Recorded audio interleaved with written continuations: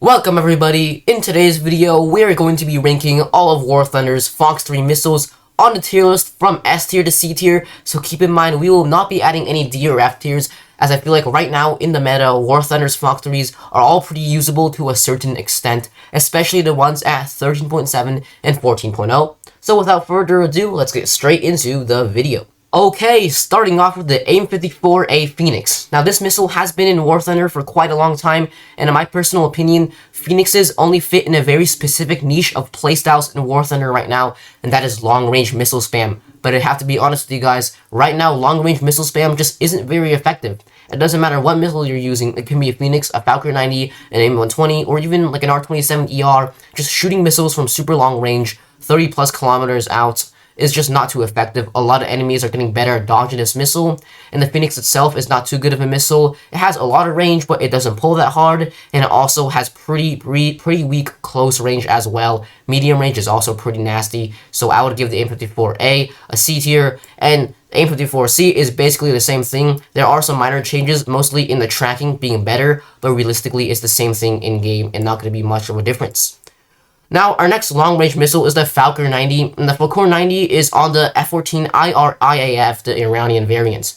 Now, the Fakour 90, while still being sort of like the Phoenixes in long-range capabilities, it is much better. It has a surface-to-air missile motor, making it very strong in acceleration, giving it some of the most insane missile acceleration in the game. This missile can get out far really fast, making it really deadly in early game scenarios.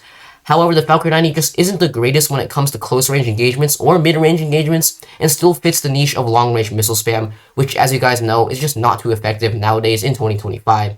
Still, though, this missile was quite effective. It does pull pretty hard, so I would giving it a low B tier, but realistically, this missile just isn't super versatile and cannot be used in multiple different ways. Now, as we go past the long-range missiles, we are now coming on to the top-tier missiles, the ones at 14.0 and 13.7. Now, when I talk about these missiles, I just want you guys to keep in mind that all of them are pretty good. I will be ranking them, some higher, some lower, but the thing is, all of them are pretty good, and there are no bad missiles, just some are worse in comparison to others. Now, our first missile will be the AIM-120A. And the AIM-120A is a pretty standard Fox 3 in War Thunder. This missile is the most widespread Fox 3, and in my opinion, the AIM-120A would have to be an S tier. Now, some people might disagree, but in my personal opinion, the AIM-120A is a pretty decent missile. Now, at long range, it's obviously very good and the best out of all the other Fox 3s at top tier. However, the thing is, the AIM-120A lacks a little bit of performance when it comes to close range. Now, the thing is, when it comes to medium range, there are just a lot better picks like MICA-EMs, Derbies, our daughters are just better than this missile. However, still, the AIM-120A is not a bad missile by any means. You are at a disadvantage when you get under 10 kilometers, but anything over 15 kilometers, and especially long-range BVR, this missile is still very much capable. Now, the AIM-120B as the AIM-120A is basically the same missile in War Thunder and in real life. There are no actual flight model changes or differences. The only major difference is that the AIM-120B was technologically enhanced so it could receive upgrades easier, but that will not be affecting it in War Thunder, so same exact rating. Now, our next missile is the AAM-4, and this missile is not too commonly seen in top tier anymore. The reason is just because it's only on basically 2 planes in Japan, and the AIM-120 is just a better choice overall. Now, the AAM-4 is pretty similar to the AMRAAM when it comes to long range. It has a worse motor, but it also bleeds less speed, has better drag, so when it comes overall to long range capabilities, it's basically the exact same. As you guys can see on screen right here, there isn't too much of a big difference, and it is pretty equal in long range. So not bad missile when it comes to long range. The thing is, when it comes to closer ranges, especially under 10 kilometers, the AAM-4 is significantly worse than the AMRAAM. It loses a lot more speed due to its engine not being as strong to be able to produce the thrust to get up there to enemies, and a lot of the times this missile is just heavier than other missiles, especially the AMRAAM, and it just makes it a lot worse when it comes to closer range shots. For that reason, I'd probably give the AAM-4 a B tier, as this missile it's good at long range, but everything else is just pretty garbage. Now, our next missile is the MICA-EM, and the MICA-EM is a French missile, and this missile is pretty insane at close ranges. It has thrust vectoring, meaning it will pull extremely hard when it comes down to under 10 kilometer shots. Now, this missile being very strong at close range is not the best at long range though. When it comes to 20-kilometer shots or more, this missile will not perform as well. Obviously, you can still get kills like these, but in my personal opinion, I wouldn't take the MICA-EM into high-altitude BVR engagements. I would take this missile into closer range engagements. Under 10 kilometers, very deadly, extremely strong missile, and I would put this missile in S tier as it is very good. Now, some people might actually debate me on why I'm putting it above the AMRAAM, but in my personal opinion, you have to ask yourself, how far away are your enemies when you get your kills in top tier? Are they 20 kilometers away, 15 kilometers, 10 kilometers? Me personally, they're usually under 10 kilometers, and I think for most people, they're going to be under 15 kilometers where you get most of your kills. So in that case, do you want a missile that's better at long range, like 20 kilometer plus, or do you want a missile that's better at medium range or close range? For that reason, the MICA-EM will be above the AMRAAM. Now, our next missile, well, both missiles are R-Darter and Derby. They're basically the same thing, as you guys can see on the graph right here. They're pretty identical. And the thing is, the R-Darter and the Derby, sometimes they're called jack of all trades, meaning they do well in every aspect. However, in my personal opinion, it's more of a trash of all trades, as the R-Darter and the Derby, they do perform decently when it comes to long range, but everything else just is pretty mid.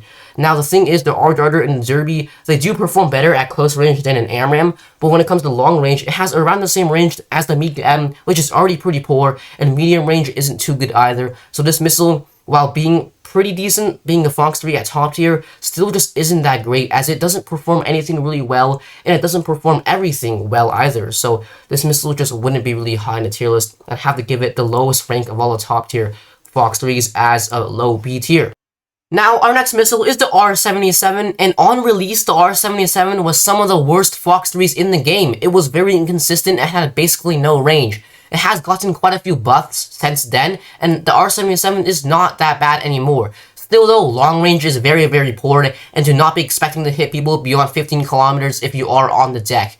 At altitude, it's a little bit better, but I just don't expect you to go BVR with this missile, as it is very bad, and I would not recommend shooting long range shots at all.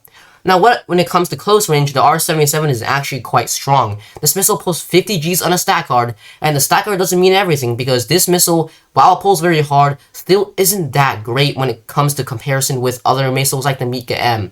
Now, pulling 50 Gs is obviously going to be a huge upgrade to other missiles. The thing is, the R-77 itself just loses a lot of speed. The design of this missile just isn't very strong or accommodating towards speed bleed, and it loses speed extremely fast. Even in short-range engagements, it's pretty easy to drop into a notch and defeat the missile kinetically. So still, R-77 is not too bad, but it is a little bit weaker and not too great at long range either. Still a decent missile at close range, so I will be putting it in A tier. Now, our last two missiles are the PL-12 and the SD-10. If you guys don't know, they're basically the exact same thing. Now, the PL-12 is the real jack of all trades. This missile does everything pretty decently. Here we have the comparison between the AMRAAM and the PL-12, which is the PL-12 versus the best long-range Fox 3 for top tier. They are pretty similar. They're not the exact same, but they are pretty close. So it is not too bad long range, pretty decent actually. Now here's the comparison versus the MICA-EM at close range, and the MICA-EM is the best short-range Fox 3 for top tier. They are still pretty similar, so this missile, while not being the best at a certain niche, is pretty good, well-rounded. So this missile is very versatile. It fits a lot of playstyles. If you want to go long range, it can work. If you want to go short range, it's also a pretty good missile. So I will be putting the PL-12 in A tier as well. I don't really want to put it in S tier, as I feel like this missile just isn't too strong when it comes down to overall certain niches, but still not a bad missile at all, and I would definitely recommend using it as it is very fun. So basically, that wraps up the video. The final tier list is in front of you guys right now, so feel free to take a look. If you guys have any critiques, comments, or questions, please tell me in the comments below, and I'll see you guys all in the next video.